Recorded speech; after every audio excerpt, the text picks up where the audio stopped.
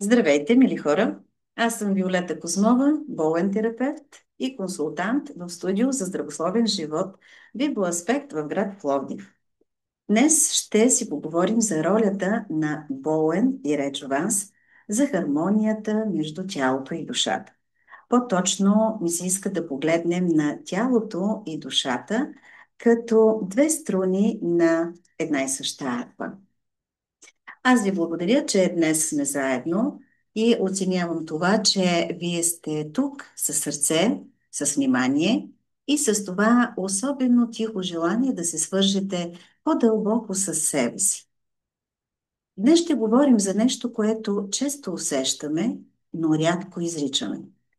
Че тялото и душата всъщност не са разделени светове, а наистина са две струни на една и съща арфа. Когато едната трепне, другата отговаря. Когато едната замълчи, другата нашепва. Но когато звучат заедно, ние преживяваме хармония. Истинска, пълна, дълбока хармония. Позволете ми да ви споделя и нещо лично. Преди време в един особено труден за мен момент тялото ми започна да говори вместо мен. С умора, болка, без думи. А душата ми, макар тиха, ме държеше на повърхността. Едва когато ги чух и двете. Без да се опитвам да ги надвиквам, започна моето истинско възстановяване. Днешната ни среща е покана.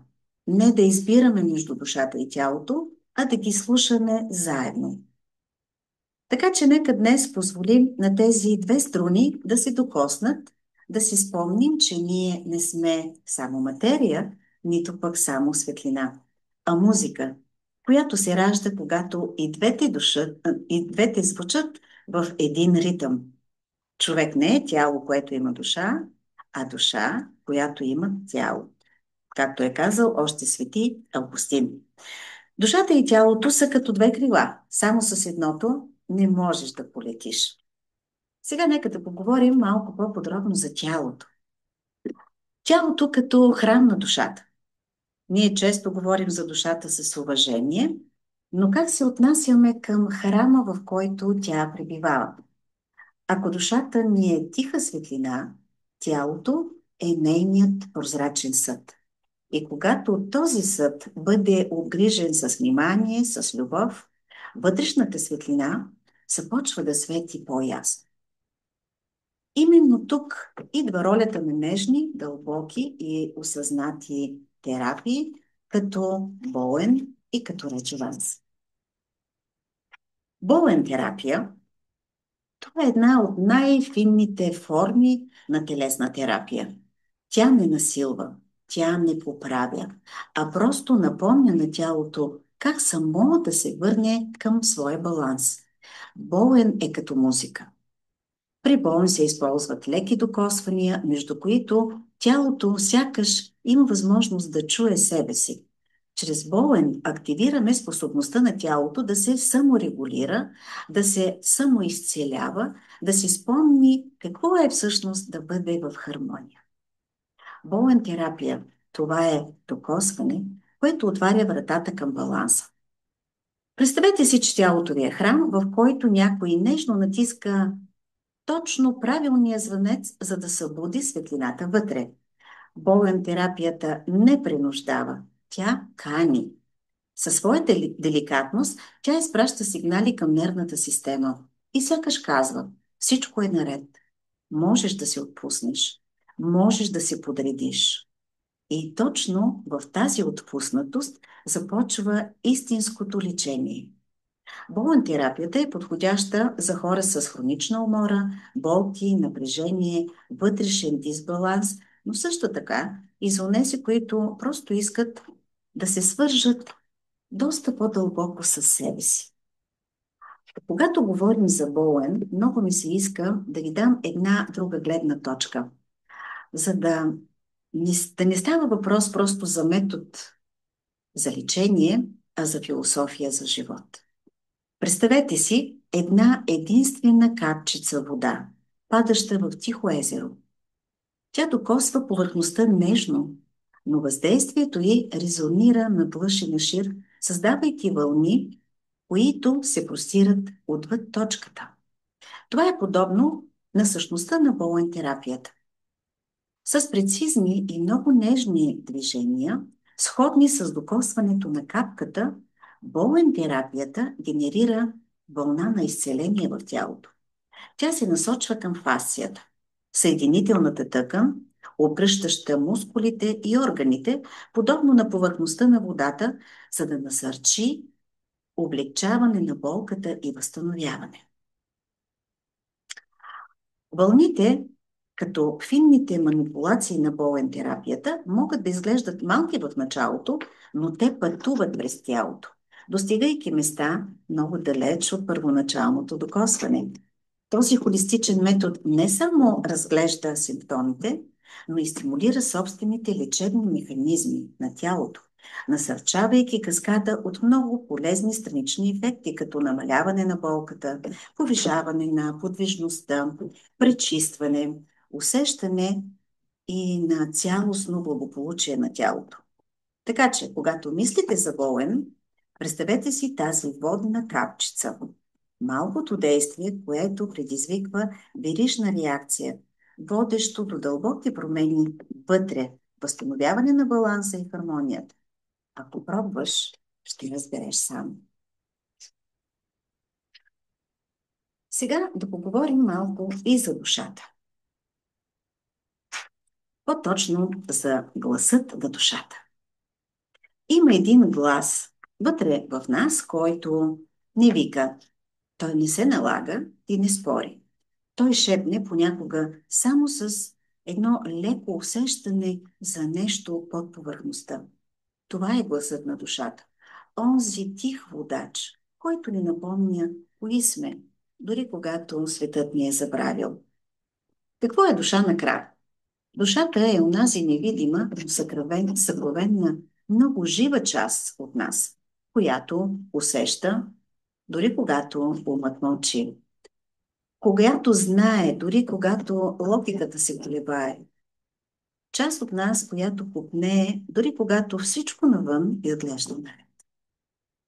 Тя е нашата вътрешна светлина, същността ни отвъд телесното, отвъд характера, ролите, които играем и името, което ни е дадено.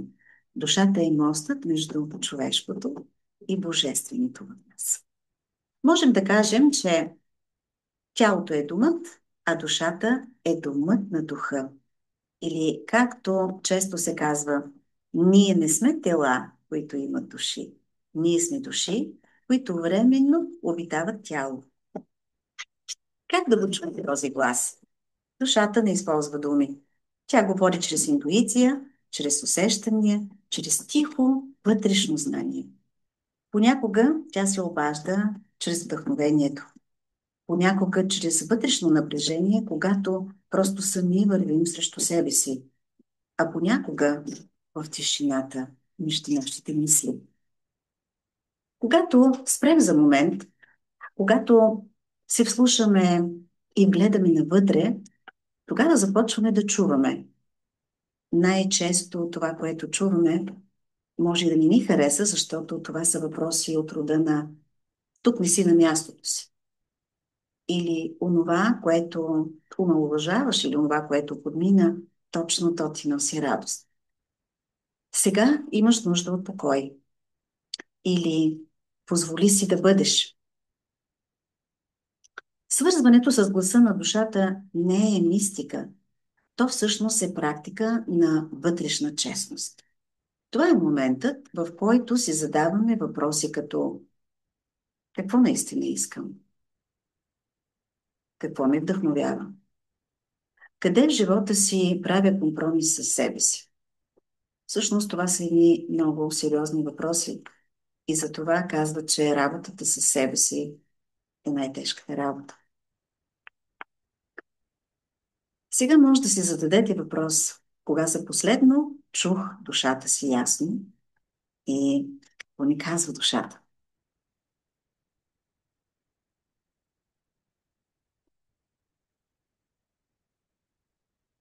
Сега бих искала да насоча вашето внимание към другата терапия – реджованс. А реджованс, както и болен терапията, е холистична и напълно натурална терапия. Не използва серуми, кремове, инжектиране, никаква апаратура или електричество.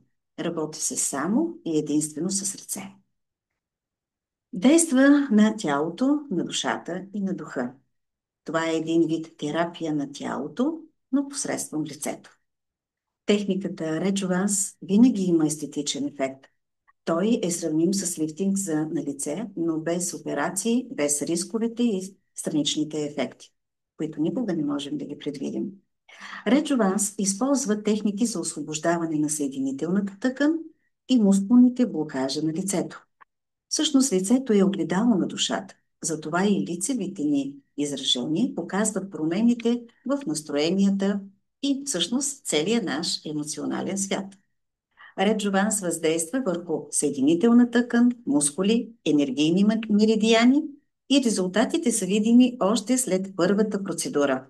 Защото с Реджованс ние всъщност подобряваме кръвната циркулация, подобряваме хидратацията на кожата, подобряваме еластичността и цвета на кожата на лицето. Тя изглежда вече по-здрава, по-светла и по-розова. Порите се свиват, а тръчките стават по-повърхностни или пък се разглаждат, ако са били по-финни. Елиминират се токсините благодарение на подобрение лимфен поток. Турбичките и тъмните кръгове под очите видимо се подобряват. Изчезва главоболието, подобрява се усещането за общо състояние, а също и мигрената се подобрява по-добре и естествената странична полза е подобряване на съня и общото усещане за кондиция и кожа, която сияе. И понеже стана въпрос за връзката между душата и тялото, искам да поговорим как всъщност тялото се явява огледало на нашата душа. Защото нашето тяло не просто носи душата, то я отразява. Всяко напрежение, всяка свита раменна линия, всяка болка или умора са като думи, които душата ни шепне през плътта. Колко често слушаме тялото. Не само когато боли, а когато иска да ни подскаже, че сме се отклонили от пътя. Когато усещаме тежест в гърдите, може би сърцето ни не е удовлетворено. Когато имаме болки в гърба, най-често това е товар, който носим дори без да е наш. Задържан въздух или плитко дишане, това са думи, които не сме изрекли. А стягане в лицето и напрежение, стягане на челюстта, това всъщност са усмивки, които сме спрели в пътя си. Всъщност тялото е дневник, в който душата записва своята лист. Чрез днешни подходи като болен терапия и реджованс, ние не просто оправяме тялото. Ние му помагаме да се изрази, да освободи спомените, емоциите, тежестта на нечутото. Лекувайки тялото, ние лекуваме и душата. Слушайки тялото, се приближаваме до нашата вътрешна истина. А как емоциите се проявяват в физиката? Това е неизбежно. Нашето тяло е живо, много чувствително и много мъдро. То не просто реагира на външния свят, то резонира с вътрешния ни свят. Емоциите, които ни изразяваме, не изчезват. Те се складират, а най-често всъщност те се съхраняват в тялото. Какво прави със страхът? Страхът се проявява като напрежение в корема, свити мускули, проблем с храносмилането. Тъгата, която изпитваме, тъгата тежи в гърдите, свива диафрагмата и затруднява дишането. Гневът, когато е потиснат, се превръща в мускулна ригидност, високо кръвно налягане или изтягане в челюстта.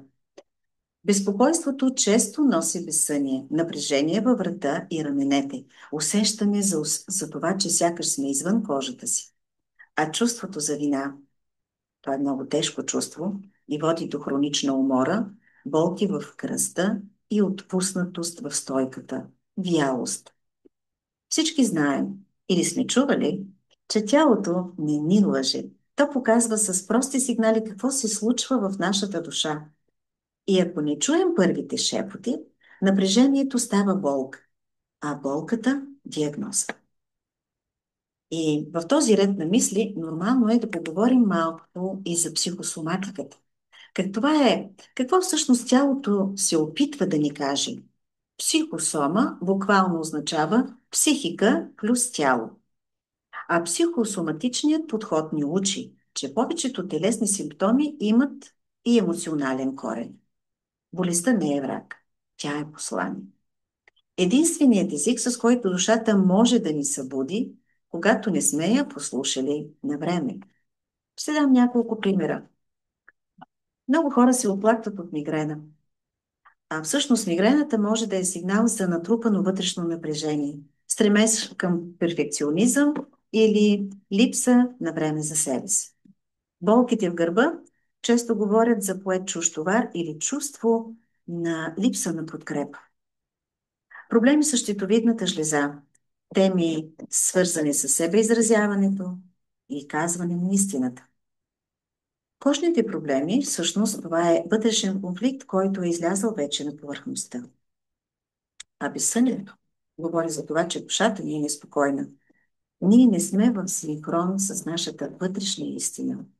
Всъщност, психосоматиката не ни кара да отричаме медицината, а да допълним лечението с разбиране, да чуем, да разберем, да прегърнем.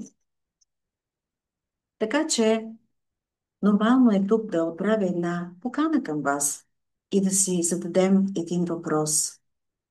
Ако вярвах, че болката ми носи послание, какво би било то? Това може да го приемете като тема за вашата домашна работа. Вярвам, че днешната ни среща е била не просто да слушате, а да усетите. Да си спомните, че тялото и душата ви жадуват за внимание, любов и разбиране. И най-вече, че не е нужно да чакаме болката, за да се свържем с себе си. Болен терапия и реджованс не са просто процедури. Те са път. Път към себе си. Път към лекота. Път към живот, в който душата и тялото звучат в хармония. Защото душата и тялото не са врагове, но не са и просто сътрудници. Те са като двама влюбени, които непрестанно се учат да се чуват. Днес погледнахме навътре, през плътта към духа и през симптомите към смисъла. Надявам се, че заедно сме открили, че болката не е наказание, а зов. Че умората може да е вик на душата за почивка. Че тялото помни, но и прощава. Че когато се докоснем до него с грижа, всъщност ние се докосваме до самите себе си. И сега ще приключа с едно пожелание към всички, които отделят време да изгледат и да изслушат това видео. А моето пожелание е следното. Нека бъдем по-нежни с тялото си. Нека бъдем по-честни с сърцето си. И да се вслушаме в онази тиха, мъдра струна, която винаги звъни вътре в нас. Благодаря ви, че споделихме време заедно. Бъдете здрави в изобилие от гладини и в благоденствие.